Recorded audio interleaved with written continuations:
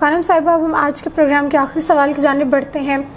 میرا یہ سوال ہے ماتم کے بارے میں، کیونکہ ماتم کو بھی بہت ہی متنازع قرار دے دیا جاتا ہے کہ شیعہ ماتم کیوں کرتے ہیں؟ دیکھیں، خواہر انسان جب سوگ کی حالت میں ہوتا ہے، میں نے جس طرح پہلے بھی کہا کہ اگر بہت ہی قریبی عزیز مر جائے یا کسی خاتون کا شوہر اس دنیا سے چلا جائے یا باپ چلا جائے تو بہت غم کی کیفیت ہوتی ہے۔ اس وقت انسان اپنے اختیار میں نہیں ہوتا، انسان جو ہے وہ ماتم بھی کرتا ہے اور روتا بھی ہے۔ ماتم کرنا ہم اصل میں اس لیے ماتم کرتے ہیں کہ ہم یہ بیان کرتے ہیں کہ ہم ان یزیدیوں کے ساتھ نہیں ہیں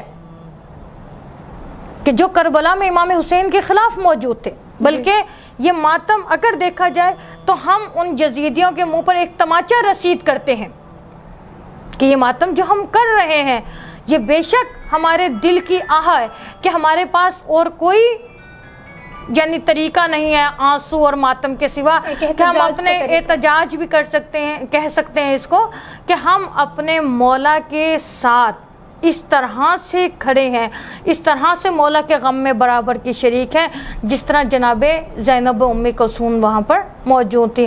ماتم کرنا جائز ہے، ماتم کرنا ناجائز نہیں ہے۔ اگر ماتم کرنا یا رونا ناجائز ہوتا تو کبھی بھی جناب رسول خدا صلی اللہ علیہ وآلہ وسلم اس وقت حکم نہ دیکھتے کہ جب جناب حمزہ شہید ہوئے تھے کہ حمزہ پر رونے والا کوئی نہیں ہے، اور مدینے کی عورتیں اکٹھی ہوئی تھی اور جناب حمزہ سید الشہداء پر روئی بھی تھی اور انہوں نے اپنے سر و سینہ کو پیٹا بھی تھا۔ جی بہت شکریہ خانم صاحبہ۔ ناظرین، امید کرتی ہوں کہ آج کا یہ پروگرام آپ کے لیے کافی معلوماتی ثابت ہوا ہوگا۔ جو بھی ہم نے اس میں باتیں بتائی ہیں احترام کے حوالے سے، وظائف کے حوالے سے، امید کرتی ہوں کہ آپ اس پر عمل ضرور کریں گے۔ خانم صاحبہ، آپ کا بہت بہت شکریہ پروگرام میں تشریف لائیں اور آپ نے ہمیں اتنی معلومات سے آگاہ کیا۔ اسی کے ساتھ اپنی میزبان کو دیجیے اجازت۔ اللہ حافظ۔